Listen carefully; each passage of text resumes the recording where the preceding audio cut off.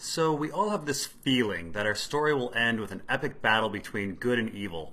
Our hero, one of humble beginnings who happens to have the right bloodline secretly, will come forth to lead. He will unite the world in an apocalyptic battle against the forces of evil. Prophecy will be fulfilled, good will triumph over evil, and our hero will rule as king over a new age. And there's a reason why we have this feeling. We've been told this story before. It was called Lord of the Rings, and Harry Potter, and Star Wars, and this rather obscure book called the New Testament.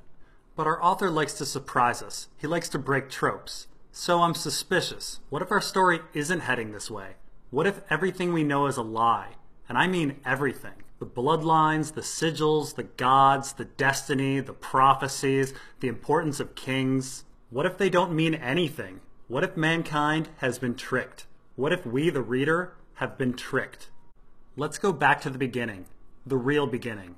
In the beginning, there were the children of the forest, those who sing the song of earth. Now the children of the forest ruled Westeros for 1,000 years. They seem to be powerful telepaths with the ability to enter and control animals, and they can enter and send people dreams called green dreams. The children seem to become hive-minded eventually and enter their trees. Their memories and souls pass into the werewoods and are preserved in what seems to be an eternal state of blended consciousness. When they died, they went into the wood, into leaf and limb and root, and the trees remembered. All their songs and spells, their histories and prayers, everything they knew about the world. Now if this sounds kind of weird and spacey, it's because our author is also a sci-fi writer, and he repeatedly wrote about hive-minded peoples and blended consciousness. For millennia beyond counting, they have dwelled in tranquility and peace. They are a slow, thoughtful, philosophic race, and they lived side by side in the billions, each linked with all the others, and each an individual, and each a part of the great racial whole. In a sense, they were deathless, for all shared the experiences of each. For the most part, their long lives are given over to abstract thought, to philosophy, to strange green dreams that neither you nor I can truly comprehend. Together they have woven great symphonies of dreams, and those songs go on and on. So as it turns out, that's not from A Song of Ice and Fire. It's from a series called Tough Voyaging by George R.R. Martin. In a story called Guardians, our protagonist Tough discovers a race of hive-minded, blended consciousness aliens called the Mudpots. I squeezed Lyanna's hand tightly. "Read," I whispered. We read. I read bells. Not the sound of bells. No, the feel of bells, the emotion of bells. The bright clanging joy, the hooting, shouting, ringing loudness, the song of the joined, the togetherness and the sharing of it all. And that's not from Ice and Fire either. It's from a story called A Song for Leah.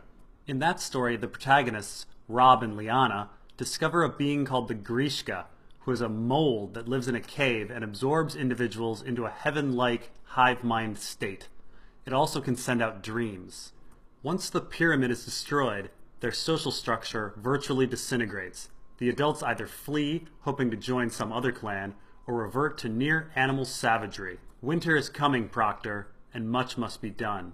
And that's not from Ice and Fire. It's from a story called And 7 Times Never Kill Man.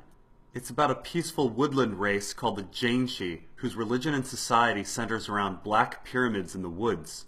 And these black pyramids can also send out dreams. And there's many more stories that involve hive-minded races and blended consciousness. There's the hive-minded dream-sending fungus from Men of Greywater Station. There's the hive-minded Sand Kings from Sand Kings. There's the telepathic conspiracy of liars from The Way of Cross and Dragon. There's the immortal blended consciousness of Royd and his mother from Night Flyers. There's the immortal blended consciousness of Clarinamas from The Glass Flower. And there's the consuming blended consciousness monster from The Pear-Shaped Man. Not to mention there's the hive-minded undying of Karth. So why am I bringing this up? Well, it's just that in every instance where man has come in contact with a hive-minded race, there has been conflict. Humans are individuals, and we don't understand things that are different from us. I'm not sure how man could ever get along with the children of the forest, a race that can enter their dreams and watch them at all times. And I'm not sure how the children of the forest could ever accept man, a race that is ever expanding and destroying the environment. The children even say as much. In the world that men have made, there is no room for them. Or us. And of course, the children of the forest and man did war, for centuries, if not millennia. That is, until the pact. According to Maester Luwin, the first men and the children formed a pact that led to 4,000 years of friendship. Of course, this pact is incredibly one-sided. The first men were given the coastlines, the high plains, the bright meadows, the mountains, and the bogs. The children supposedly got the deep wood, forever.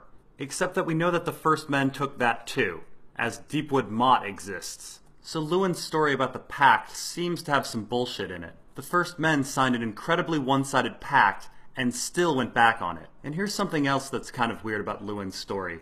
He claims that the children fled when the Andals invaded. But the Long Night happened before the Andals invaded. And according to Old Nan, a hero had to spend years searching for the children during the Long Night. He had to travel to the Deadlands to find them, which I imagine is north of the Wall. So it sounds like the children were gone before the Andal invasion. Was it the first men who really drove the children of the forest out? And if there was a pact, why does Deepwood Motte exist? And if there was a friendship between the children and the first men, why did the Starks change their burial traditions? We know that the first men used to bury their dead in barrows, and we know that the first kings were buried in barrows as well. If they are followers of the old gods, it stands to reason that they would believe that they would enter the werewood net. That's certainly what a woods witch told Varamir Sixskin's family. Like the children of the forest, their knowledge would enter the werewood net and the collective. However, that's not how Starks are buried. Starks are buried in crypts to ensure that their spirits are locked inside. They seemingly don't want to join the werewood net or the children's collective. So the children seem to be at odds with humans, and they even seem to be at odds with the first men and the Starks. So I have to ask, why would the children ever help Bran? Why would they ever help humanity? Yes, in other stories, an old, wise, nature-focused guru selflessly helps our protagonist, whether it be Yoda or Hagrid or Gandalf or John the Baptist. But humanity essentially practiced genocide on the children of the forest. So what's in it for the children? Now maybe they just don't really like the others and just want to stop them. But the others don't seem to have any effect on the children of the forest. They can't enter their cave.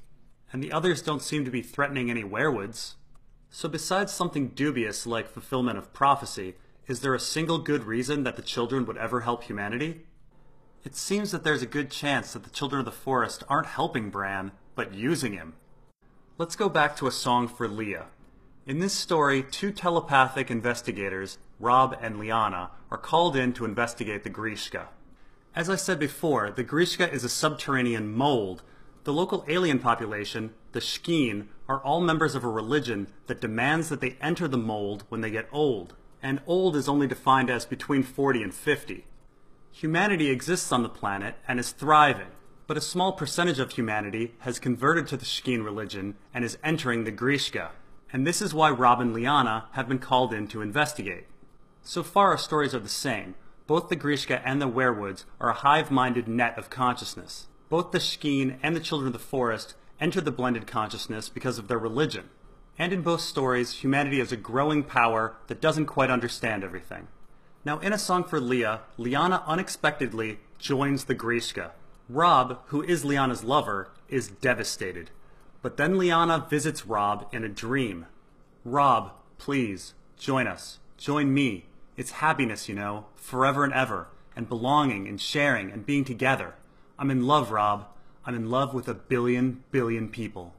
Now Robb resists and tells his supervisor, but his supervisor concludes that the Grishka has a telepathic lure.